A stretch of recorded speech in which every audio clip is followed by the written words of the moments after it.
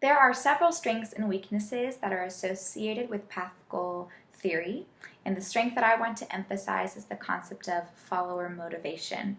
I really loved reading about this part because I think motivation is really important to the workplace.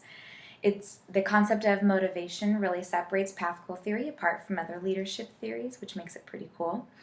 When I think of myself and when I've been in follower positions rather than leadership, I know how important motivation has been to me and still is.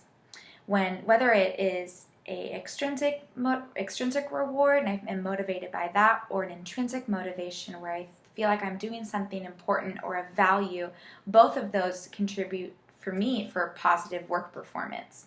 If I'm in a role where I don't feel motivation from either, I know my work performance suffers because I wonder why I'm doing what I'm doing. So I appreciate how path goal theory emphasizes the importance of follower motivation. A weakness that I think path goal theory has is it presents leadership as a one-way street, and I tend to be someone who thinks that leadership is a two-way street where the relationship between follower and leader is essential, and that leadership should not bear the weight of all the responsibility as path goal theory sort of presents it to be. If all the responsibility is on the leader, that can promote a dependency on the leaders, which I don't know is very healthy for organizations.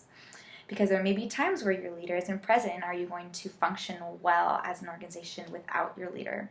I think good leaders or effective leaders at that know how to lead their team to be effective when the leader is absent, and that's something that path goal theory does not, it doesn't address that issue. It also doesn't address leader motivation, and I think that may be an interesting thing for us to discuss, is how the motivation of a leader plays into the concept of leadership theory as a whole. And though there are weaknesses, there are lots of strengths, and I think that path goal theory can be very effective in many different organizations, and I'm excited to see how it plays out in my leadership style.